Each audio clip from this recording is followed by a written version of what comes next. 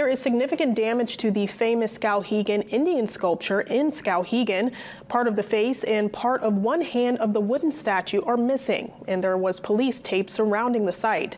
The wooden statue is located in the parking lot off Madison Avenue and High Street. It was commissioned by the Skowhegan Tourist Hospitality Association in 1966.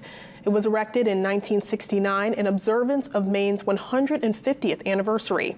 The sculpture is 62 feet high, making it the tallest sculpture of its kind in the world, according to the Skowhegan Area Chamber of Commerce.